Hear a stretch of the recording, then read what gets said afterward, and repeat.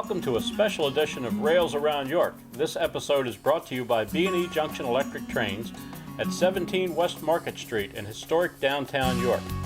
B&E is one of America's best electric train stores and is open 6 days a week, closed on Mondays. B&E carries O-gauge, S-gauge, HO gauge, and standard gauge electric trains. We also carry a complete line of accessories, buildings, tunnels, bridges. B&E Junction carries a complete line of Penn Valley pictures and DVDs. We are open 10 a.m. through 7 p.m. Tuesday through Saturday, 10 a.m. through 5 p.m. on Sundays, and we are closed on Mondays. Look forward to seeing you down here at B&E.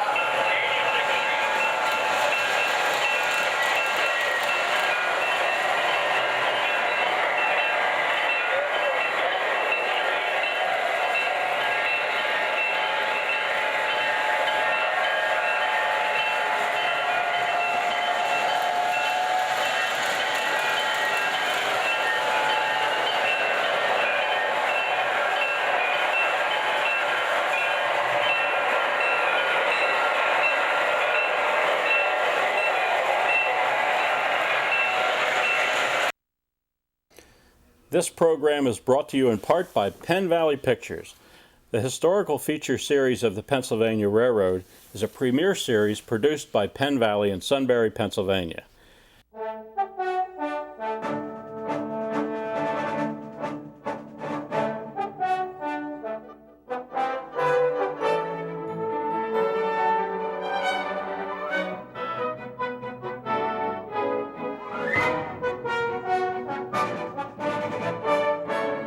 Nothing was more of a symbol of the Pennsylvania Railroad's electrified northeastern lines than a GG1 locomotive, for half a century the most recognizable electric locomotive in North America. In the first of several scenes at Harrisburg, Pennsylvania, a Tuscan red GG1, number 4916, rolls from a storage track to the passenger station to pick up an eastbound train. Here, about a mile east of the station, the same engine leaves Pennsylvania's capital city, heading for Philadelphia and New York. A few GG1s were painted like this to match PRR's New York to Washington congressional trains, but they also pulled the east-west fleet. Notice the Santa Fe and Seaboard baggage cars, Railway Post Office car, PRR overnight coaches, and diner and sleepers.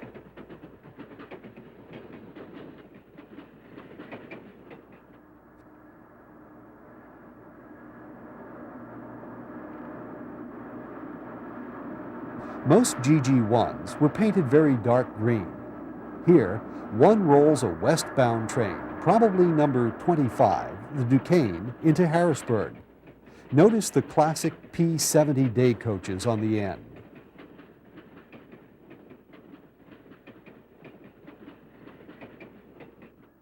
Here's the 4916 again, this time in green paint coming under the Reading Company Bridge in Harrisburg. This train also appears to be the Duquesne, a daylight New York-Pittsburgh coach run that also carried mail and express.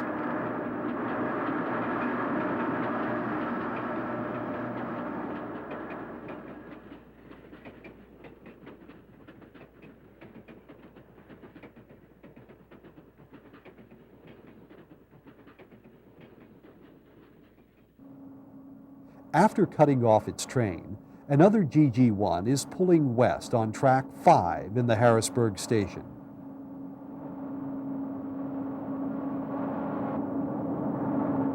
A westbound train pulls into Harrisburg on track 10, and GG1 number 4896 cuts away from its train so that the diesel can take over.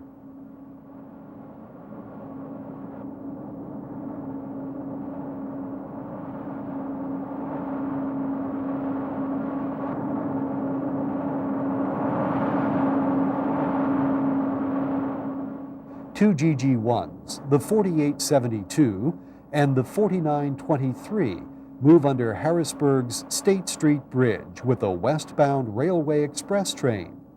Harrisburg and nearby Enola Freight Yard were the western limits of PRR's 2,600-mile electrification. It was here that diesels, and formerly steam engines, took over from electrics for the run west to Pittsburgh, Cincinnati, Chicago, St. Louis, and other cities in the Midwest.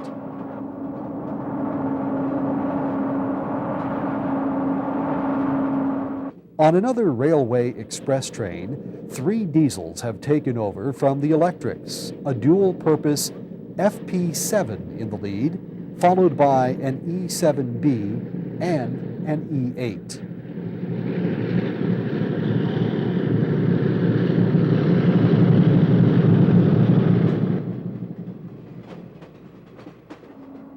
Two GG1s roll east under the State Street Bridge, then move forward to the motor storage track in Harrisburg.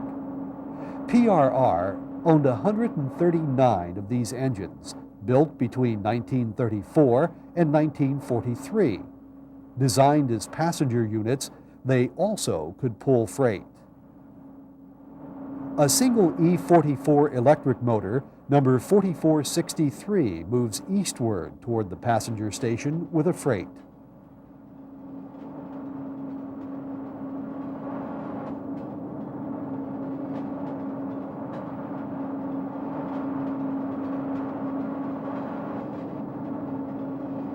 Two passenger diesels, an E8 and an E7, pull into Harrisburg Station, ready to take a train west.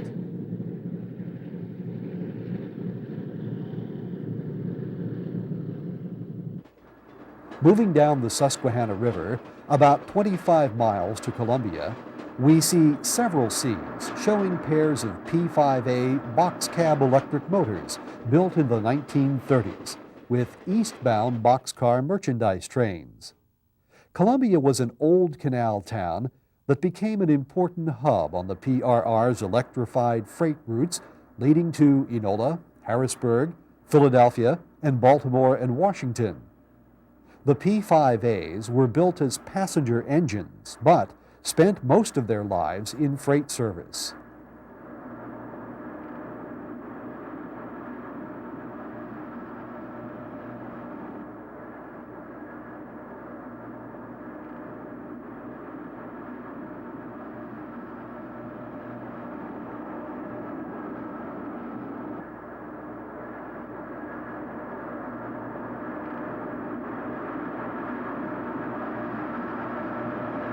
The two P5As that we see most often in several scenes here, numbers 4762 and 4721, were both built in 1932 and both scrapped in 1965.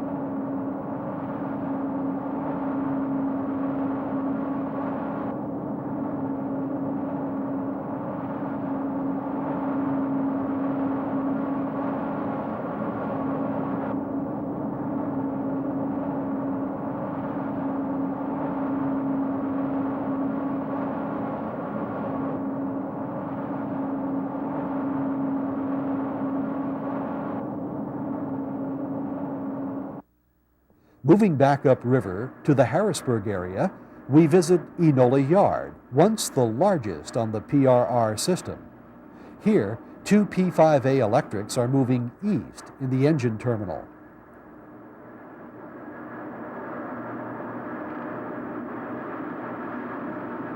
A panoramic view looking east shows the diesel shop, the electric pit, and the full circle roundhouse left over from steam engine days.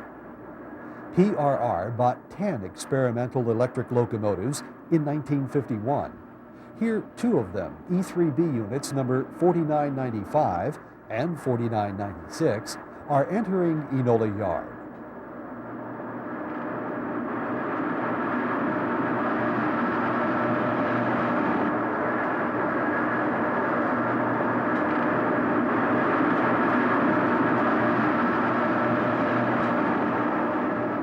Two GG1s slowly pull out of Enola with a freight carrying loads of pipe. Number 4876 in the lead is the GG1 that crashed into Washington Union Station in 1953 when its passenger train lost its brakes. The locomotive sank into the basement. It was cut up, taken to PRR's Altoona shops, and put back together. It ran for 30 more years before being retired. Here, it is working with 4850.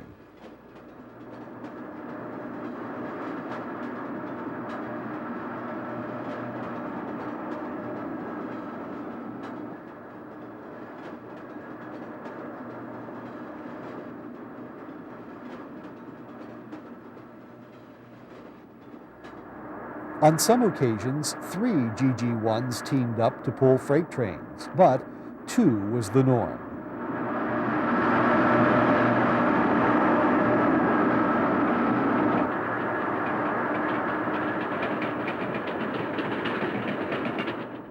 Two E-44s pull slowly out of Enola with a coal train. Built by General Electric from 1960 to 1963, the 66 members of this fleet were the last electric locomotives bought by PRR. Here we see the 4463 and the 4443 at work.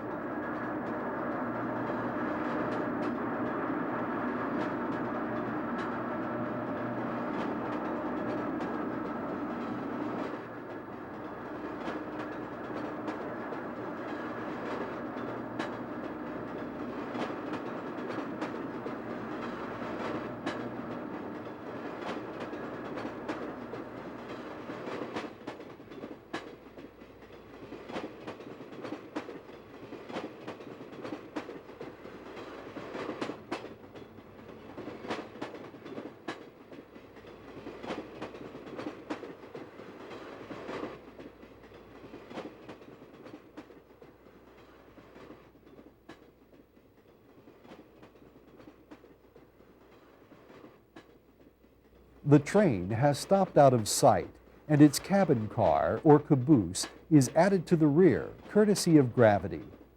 The crew releases its handbrakes and drifts the car off a raised track called the pimple track to a gentle coupling with the train.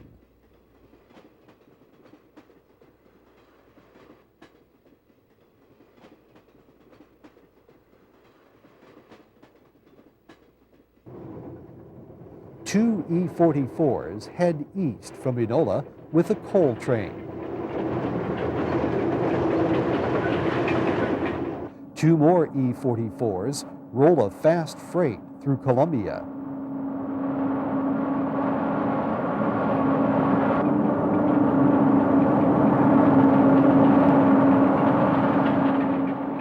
Downriver from Columbia is Safe Harbor, location of a hydro dam that generates power for the railroad electrification. Here, the freight line south to Baltimore and Washington, known as the Port Road, stays along the river. The Atglen and Susquehanna freight line that leads east toward Philadelphia, known as the Low Grade, rises on a high trestle before turning inland. Here, we see freight trains on both lines. The first three are on the A&S, or low grade.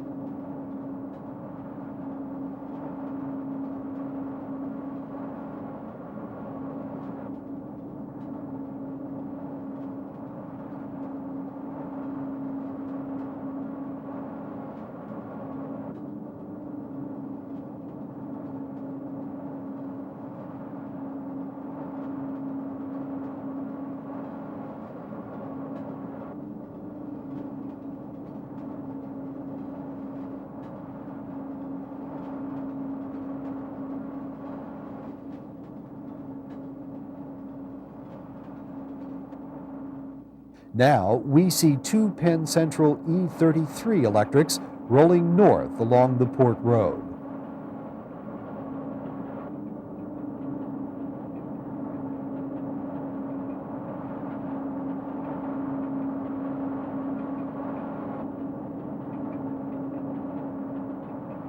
And two more E33s rolling east on the A&S. These units once worked for the Virginia Railway before going to the New Haven Railroad, which became part of Penn Central in 1969.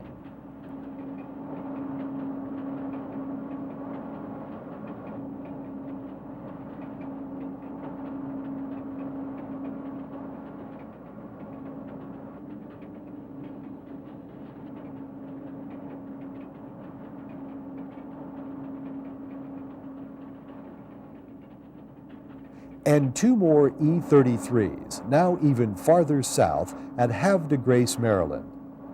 This is on the Northeast Corridor, the north-south New York-Washington high-speed passenger and freight line.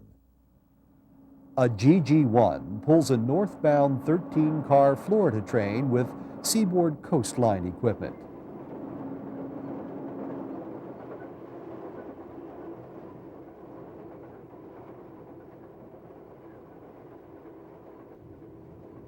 Next comes a 6-car southbound metro liner, the PRR's attempt to bring high-speed rail to the United States.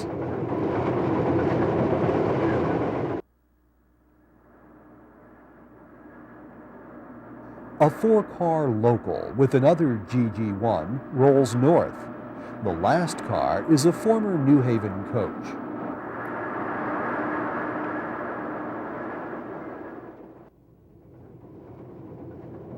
Another southbound Metroliner. These trains ran at 110 to 120 miles an hour.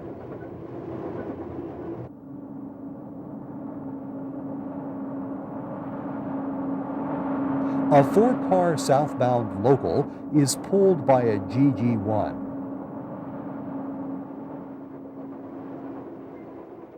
Then we see a southbound freight with one PRR and one Penn Central E44.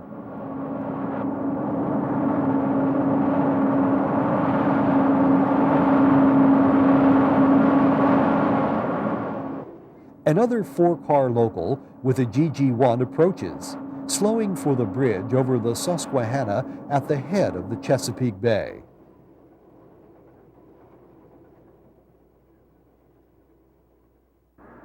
Then we see two E44s with a northbound freight.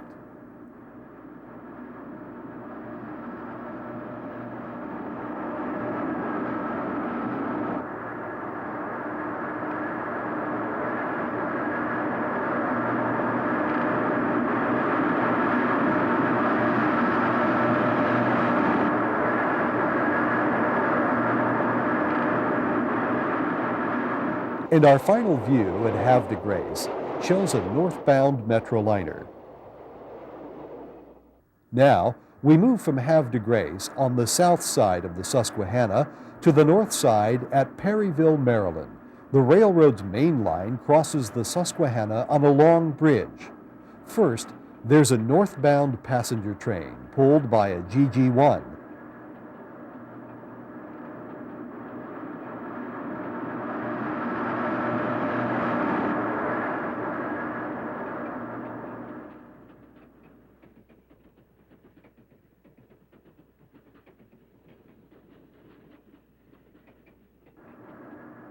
Then a southbound freight pulled by two GG1s.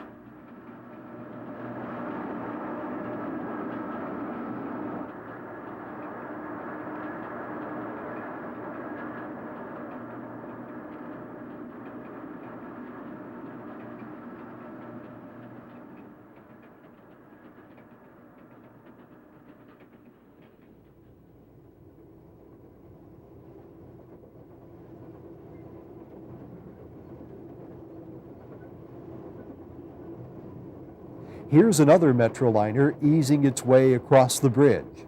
The Budd Company built a fleet of 61 of these cars for PRR and Penn Central.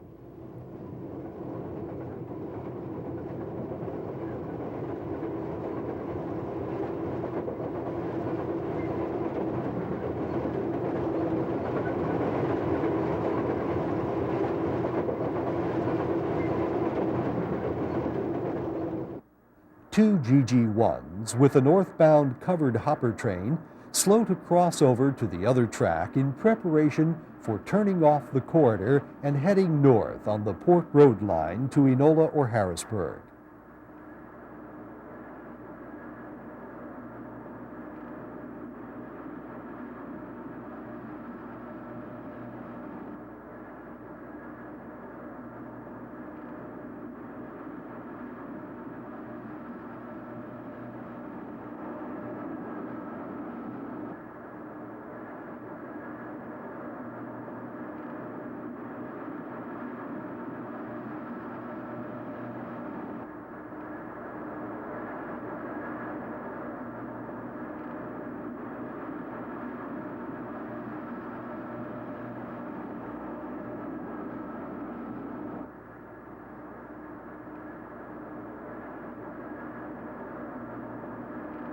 A northbound Penn Central GG1 running light or by itself with no train comes to a stop on the bridge, then proceeds.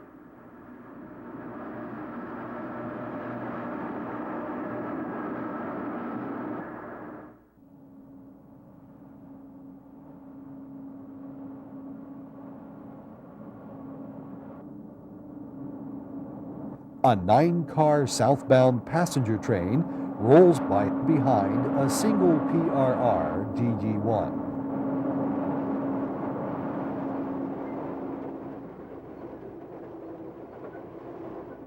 Two E44s with number 4426 in the lead bring a southbound train off the Port Road from the Enola-Harrisburg area and turn north onto the corridor.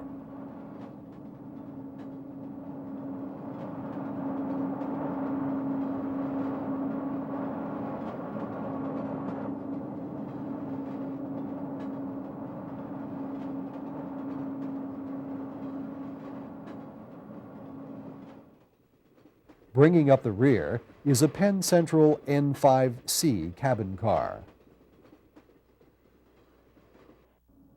A 15-car northbound Florida train passes Perryville Tower with a collection of Seaboard Coastline, PRR, New Haven, and Penn Central cars.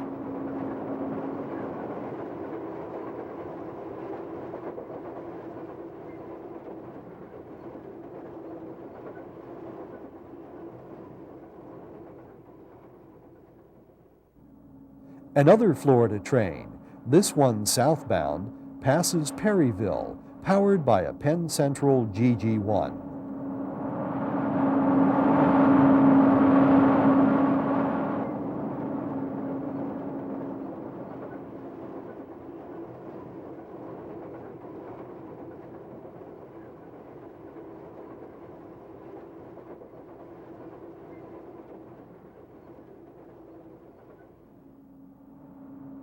A 6-car northbound train rolls past with a PRR GG1 up front.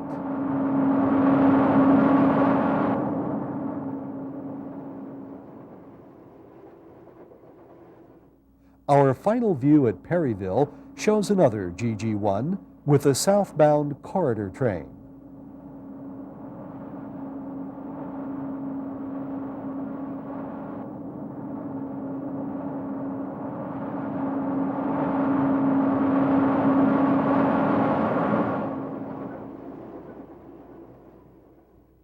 On the Philadelphia-Harrisburg line, a single Silverliner MU train passes Parksburg.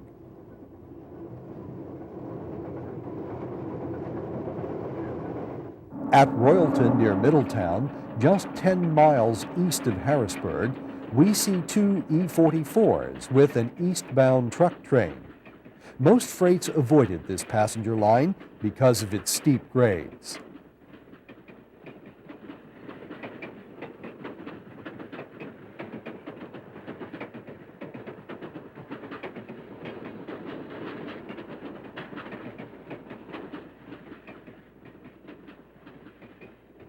Next is a 2-car train of Silverliner MU equipment running westbound on a Philadelphia-Harrisburg schedule. An eastbound 3-car local pulled by a GG1 takes the passenger main line at Royalton. In Amtrak days, the westbound Washington section of the Broadway Limited passes Royalton, the place where the Port Road and Royalton branch join the east-west passenger main line to Philadelphia.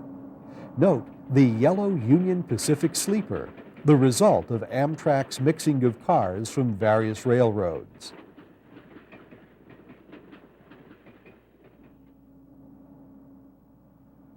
The Washington section of the Broadway comes off the Port Road and enters the Philadelphia-Harrisburg main line. The two sections were joined at Harrisburg. Again, notice the Union Pacific sleeper.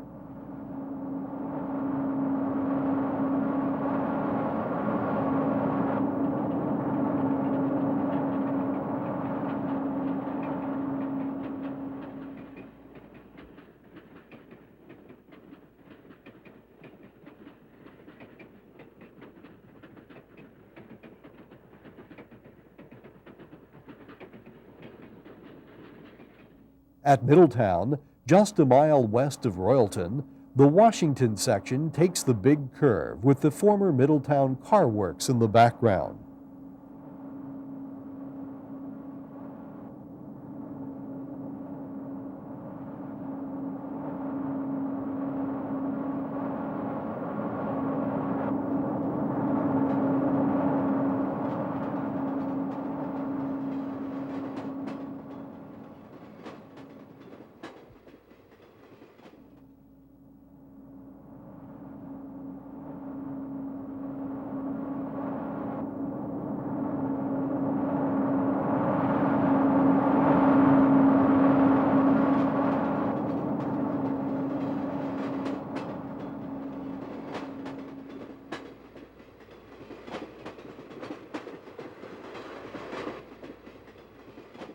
Back at Harrisburg Station, the westbound Broadway, with both sections combined and the electric locomotives cut off, pulls out for Pittsburgh and Chicago behind Penn Central E8 passenger diesels.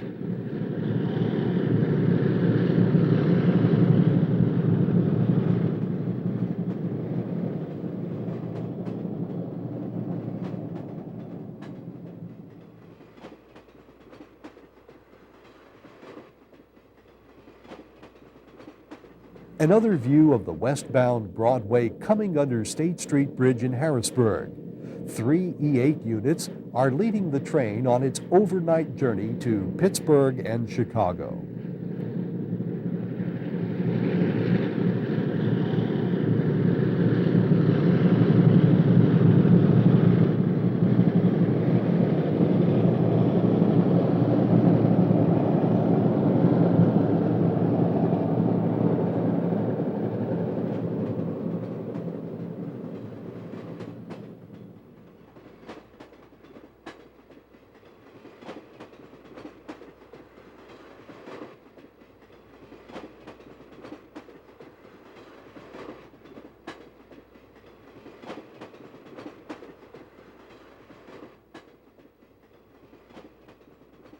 During the Penn Central years, the only hint of new paint on the Harrisburg station was the green sign out front. The City Redevelopment Authority spent $13 million to restore the building. In Penn Central days, we see an eastbound overnight passenger train pulled by a pair of GG1s leaving Harrisburg for Philadelphia.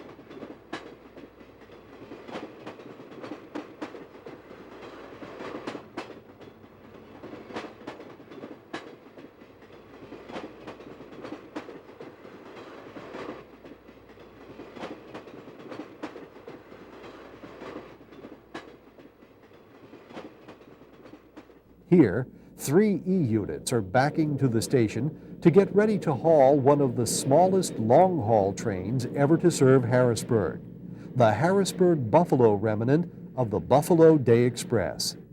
In its last days, this train ran every other day northbound and southbound on the alternate days.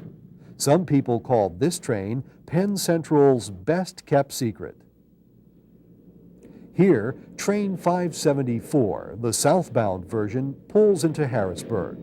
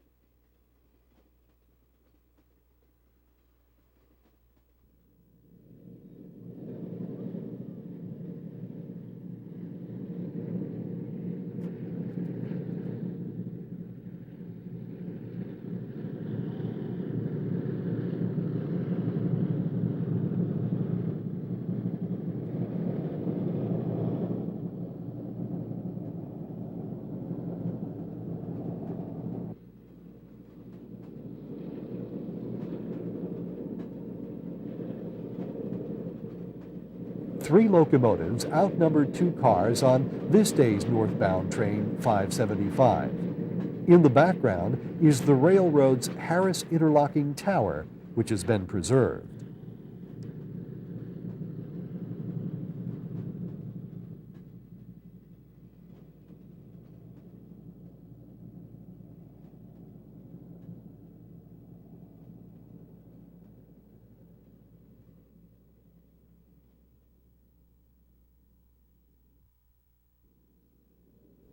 Here's another view of the same train leaving Harrisburg.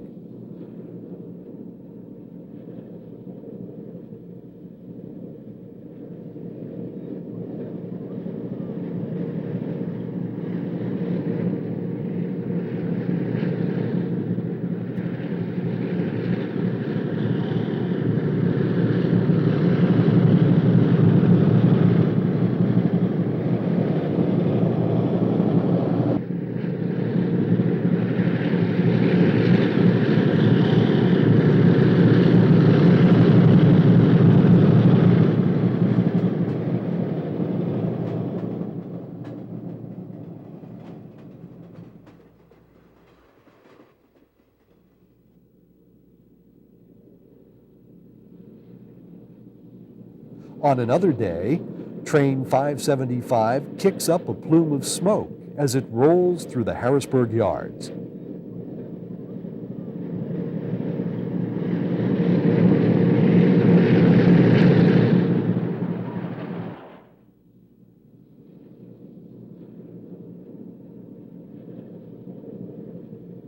We see the same train passing the abandoned PRR McClay Street station.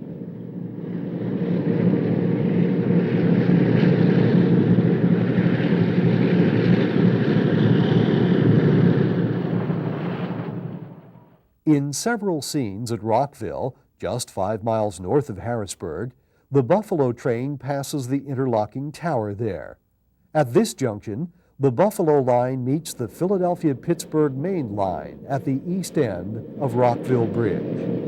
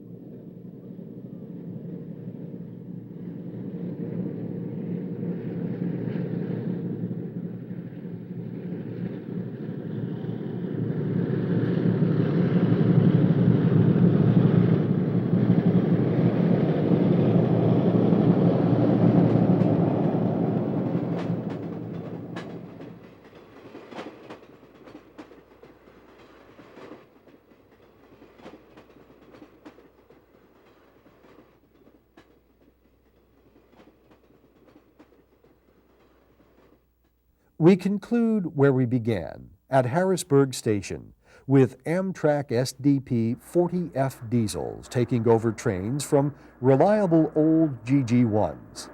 As a pair of Amtrak units wait, GG1 number 4893 pulls in and cuts off its train so that the SDP units can couple on for the run to Pittsburgh and west.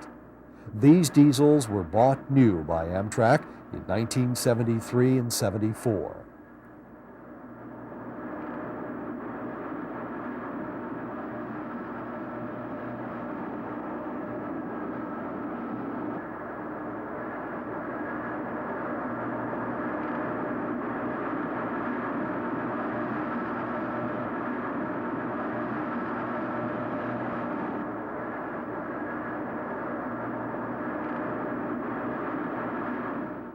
An Amtrak train leaves Harrisburg for the Midwest behind a pair of the new diesels.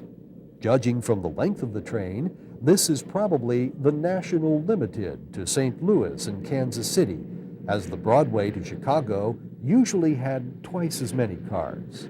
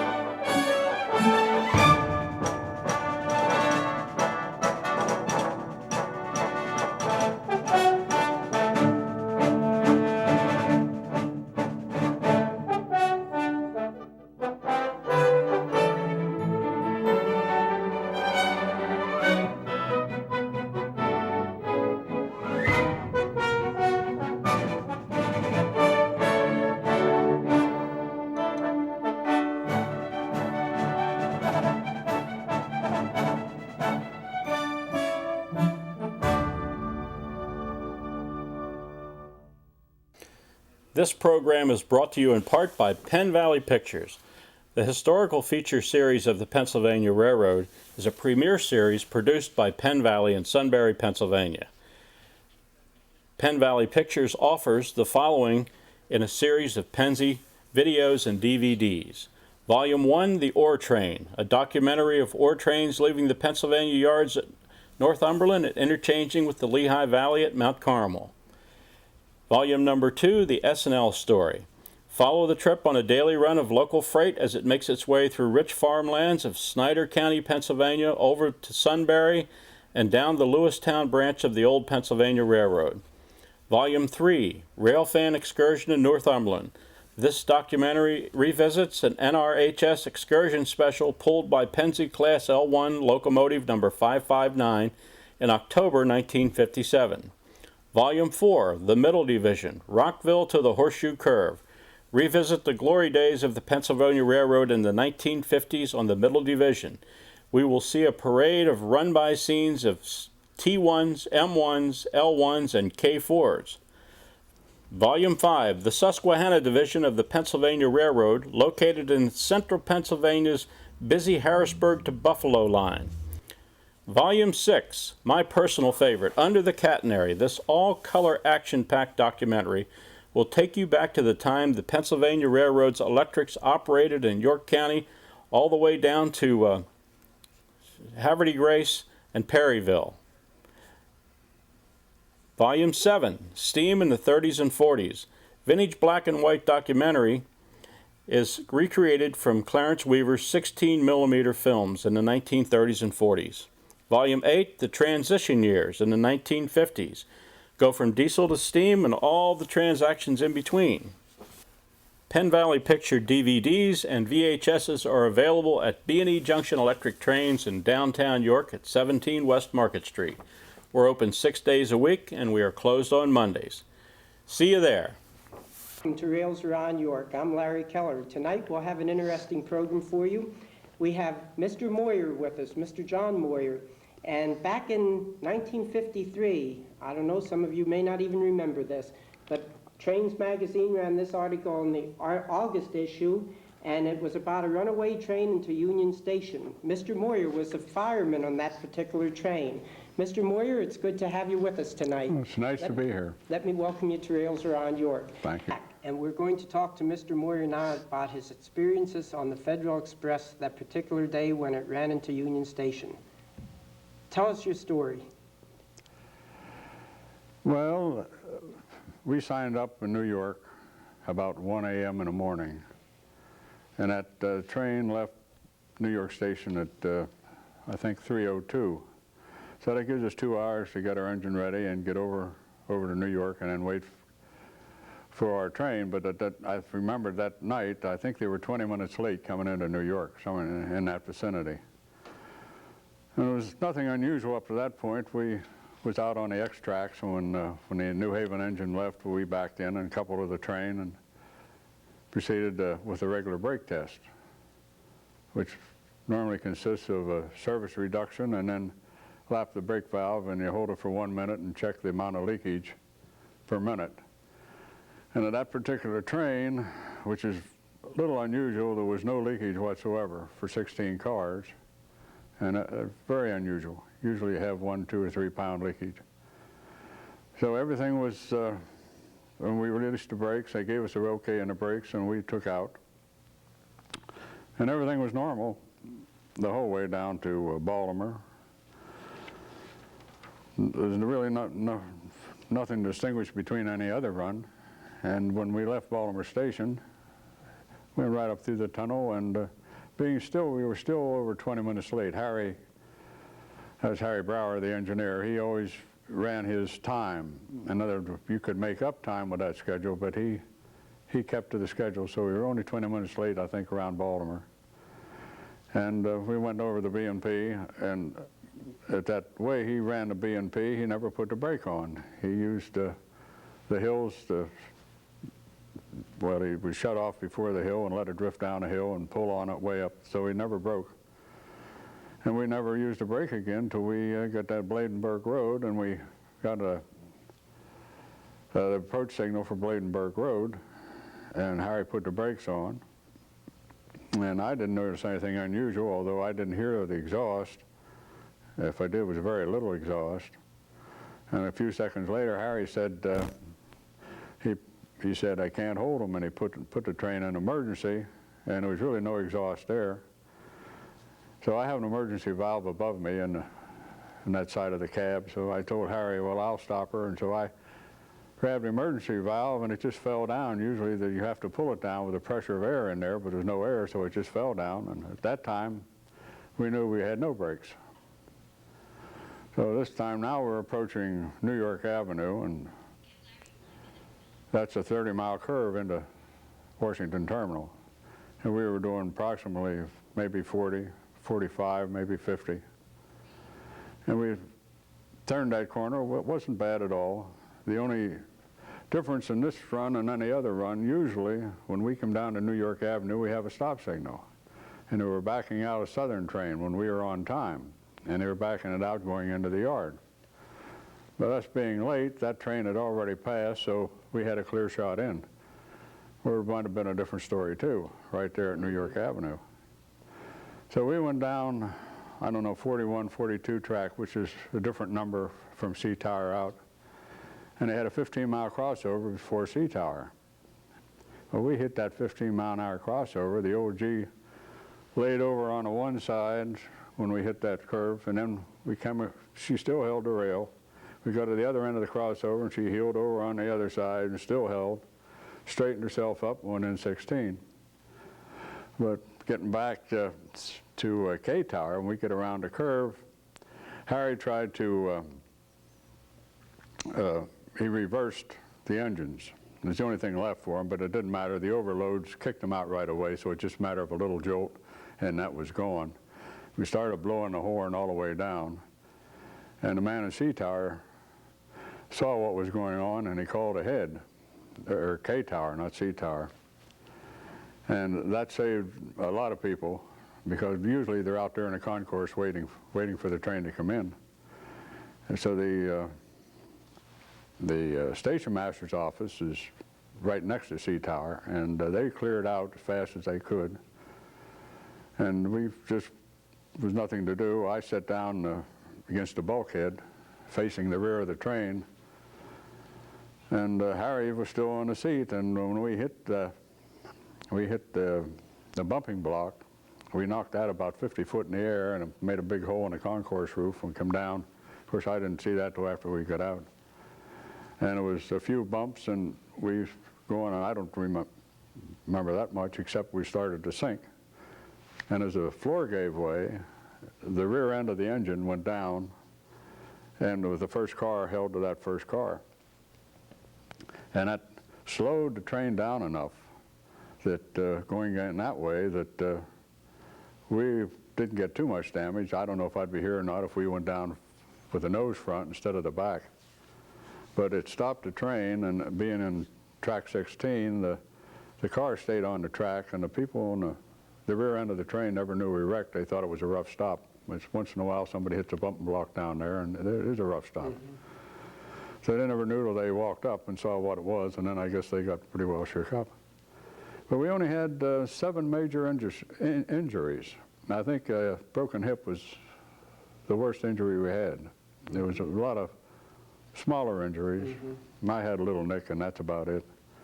But we shook the dust out of that station. I don't know when it was built, but it was about like an inch deep of dust on the remaining concourse floor. And the funny part about it, the newsstand there, we cleaned that baby. And the news operator that operated the stand, he was trying to pick out his money out of that dust. At the time, it was a little funny, you know, going around that dust. But it was an experience. Glad it only happened once. Yes. I wouldn't want it a second time. But I didn't mind it running as an engineer going in. I went down and run it in myself just a little while later. But the first couple months that I was going in with extra engineers, I would always get up and go back to the rear when I passed C tower going into the bumping block. It took me a while to get over that, but as running in there, I didn't mind it as much. Well, I imagine that was quite an experience for you. It was. I had a lot of thoughts running through my head, not like I was going to die or seeing anything like that, but one thing I remember back from the service that some of those training films, like in the Air Force, you know, how to, when an impact, how to get your back away from the impact, you know, look back and all. That's why I got off and sat down and put my back and brace myself against the locker or the wall in the back there, and so I didn't get bounced around too much. I guess Harry didn't either. The way we settled down, it just seemed to slow us down. Very nice. It was fortunate. That's about the only word you could say. It was very fortunate. And a couple of boys helped us out of the cab, and that was it, except the Capitol Police wanted to arrest us right away. They didn't know what for, and I guess they were shook up more than we were. But one of our local chairmen was there, and the FBI was there in a short time later, and so investigated us right away to find out what it was. Of course, I think I thought to myself it was sabotage, because at that time we never had a brake failure. This wasn't a brake failure either. The brakes worked. After the 3 cars where the angle cock was turned. And so when we wound in the station, all the brake shoes had been burned off. The clogs which held the brake shoes were burned off. So there was no brakes at all, but we had brakes on the engine and 3 cars. But the others were these big black Pullmans, and they were very heavy, and we were all going downhill. Just pushed you along. It just took us right along. And so when we got in there was nothing left as far as brakes concerned. We only had one. If the flagman would have realized what happened, he could have put the emergency on and stopped the train, but he didn't realize what happened. He was an extra man. Well, I think we ran out of time here, so we thank you for coming on the program and sharing your experiences with us, Mr. Moyer. You're quite welcome. And for Rails Around York, I'm Larry Keller. Good night.